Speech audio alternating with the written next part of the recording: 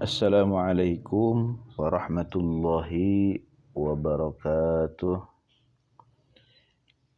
Bismillah, alhamdulillah, wassalatu wassalamu ala rasulillah wa ala alihi wa sahbihi wa mawalah, amma ba'du. Sahabat semua yang dirahmati Allah, insyaallah pada kesempatan kali ini kita akan membahas hadis tentang dua perkara yang dibenci oleh anak Adam atau oleh manusia. Namun dua perkara tersebut lebih baik untuk mereka. Yang bunyi hadis tersebut, Bismillahirrahmanirrahim. Qala Rasulullah sallallahu alaihi wasallam, Ithnani yakrahuhuma ibnu Adam, yakrahul maut wal mautu khairun lahu minal fitnah, wa yakrahu qillatal mal wa qillatul mal aqallu lil hisab. Rawahu Ahmad an Mahmud bin Lubaid.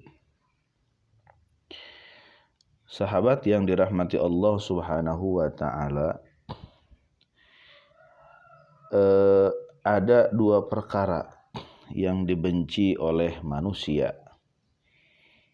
Yang pertama yaitu manusia membenci kematian. Yakrahul maut. Manusia membenci kematian. Wal mautu khairun lahu minal fitnah. Padahal kematian lebih baik baginya daripada fitnah. Ya.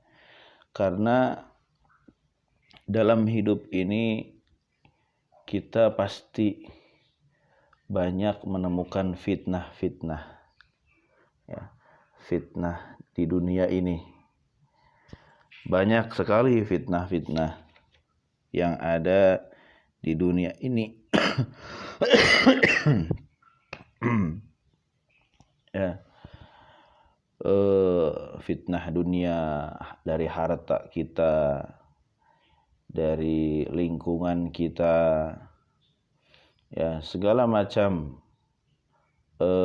yang kita miliki itu merupakan fitnah,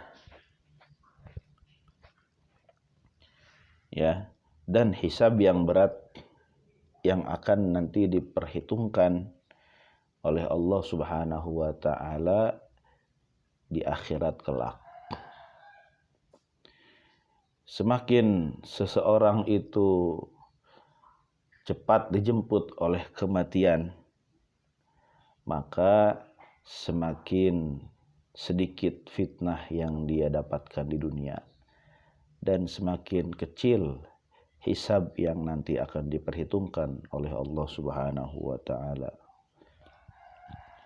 Namun jikalau kita ditakdirkan oleh Allah Subhanahu wa taala diberikan umur yang panjang, kita minta sama Allah supaya umur kita diberikan keberkahan. Umur kita dipakai untuk ibadah, dipakai untuk beramal soleh, amal-amal kebaikan, dan dijauhkan dari kemaksiatan-kemaksiatan. Kemudian yang kedua, perkara yang dibenci oleh manusia, yang padahal perkara tersebut lebih baik daripadanya, lebih baik baginya. Yang kedua adalah qillatul mal, sedikit harta benda. Ya.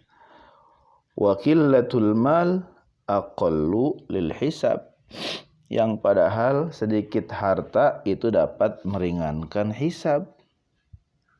Ya, semakin banyak harta yang kita miliki, maka semakin berat pula hisab yang akan kita alami di kemudian hari. Ya, jangankan kita memiliki banyak harta, ya, baju yang nempel di badan pun, ya, itu akan Allah hisab di kemudian hari. Dari mana didapatkannya, bagaimana cara mendapatkannya, ya, kalau dapat membeli uangnya hasil dari mana, kemudian dipakai untuk apa, ya. Makanya harta di dunia ketika halalnya ia dihisab, ketika haramnya ia azab. Allahumma shalli ala alamin.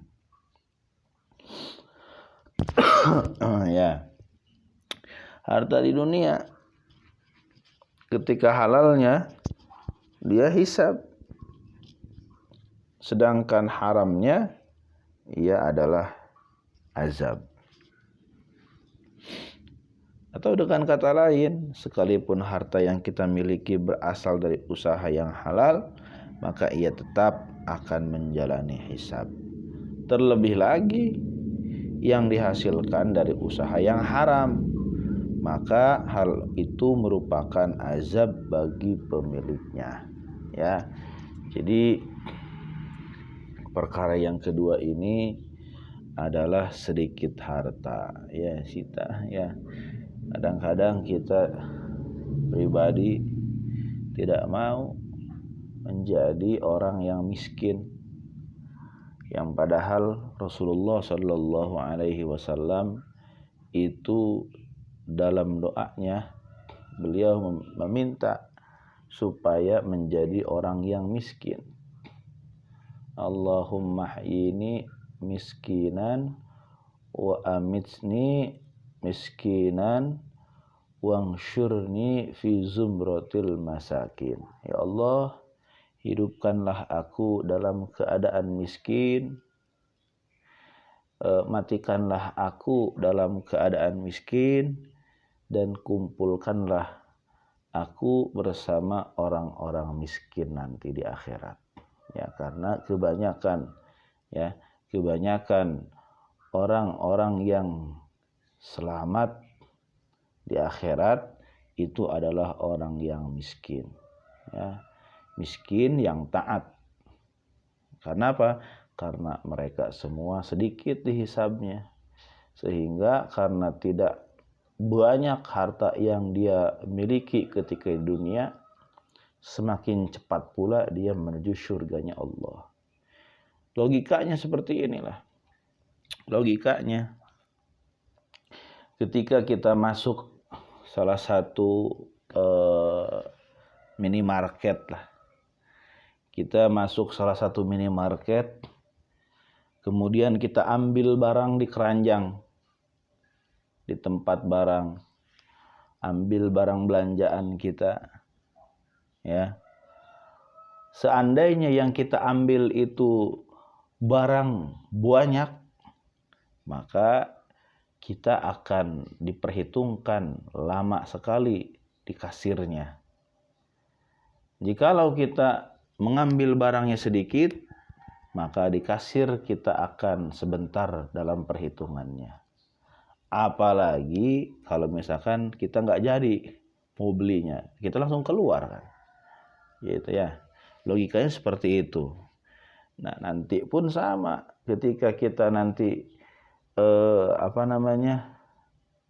di akhirat setelah kematian itu dihisab, semakin banyak harta yang kita miliki berarti semakin lama nanti kita dihisab oleh Allah Subhanahu wa taala.